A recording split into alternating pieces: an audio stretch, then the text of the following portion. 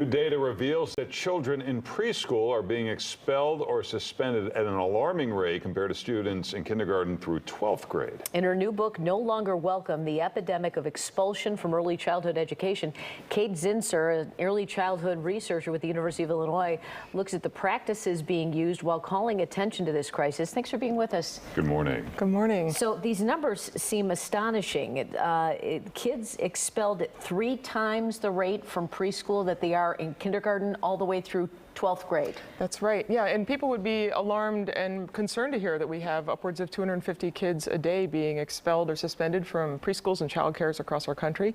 And these children are as young as 2 or 3 years old. And they're acting like 2 and 3-year-olds. Exactly. So where did expulsion come in? I don't remember that from preschool when I was a kid. Well, we don't necessarily hear programs and even families use the term expulsion. They're told that it's not a good fit, that they need to find another location, that the program is not equipped to meet the needs of a child.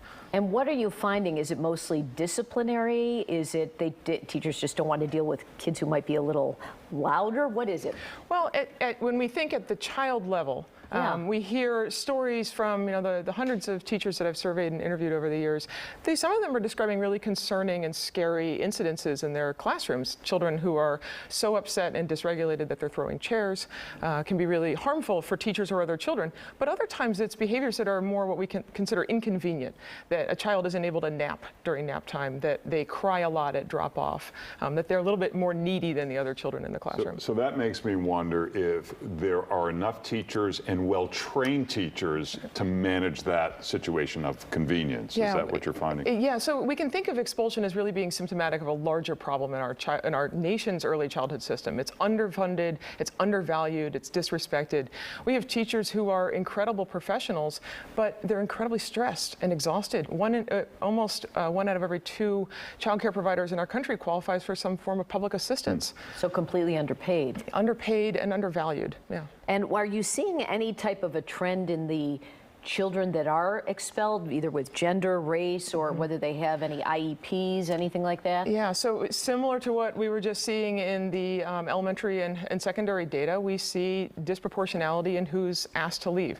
Children who are African American or indigenous populations, boys, children with disabilities, and children who've experienced a lot of trauma and adversity in their early years. What's going on with the issues that are not just a matter of convenience, but you mentioned like throwing chairs. I know that there are more diagnoses of autism, but that may be because we didn't know much about it 30, 40 years ago. What's going on there? Well, for a lot of children, behavior is a form of communication. And so for teachers and professionals and all adults, we need to think about what are these children trying to communicate to us? What do they need from us? And what is keeping us from really hearing what it is they're telling us? And in early childhood classrooms, group care can be loud, right? It can be busy. And for children who have sensory processing needs, they might need something more from the adults around them. Aside from paying teachers more, what is the immediate solution? Right, yeah, so we have several promising pathways. In early childhood, there's a resource called Infant Early Childhood Mental Health Consultation, which really is a preventative measure to try to help teachers have time to reflect and be intentional in their classroom practices. And it's making up for potentially a gap in how we prepare teachers in the first place to go into early childhood settings. Here in Illinois, we're also on the vanguard of the policy front. Illinois has one of the nation's only sweeping bans on expulsion in birth to 5 care settings. Children still get expelled, so we need to think about how that policy is being implemented and reinforced across the country. All right, Kate, thank you so much for joining us. Appreciate it. The book is called No Longer Welcome, The Epidemic of Expulsion from Early Childhood Education. It's available now.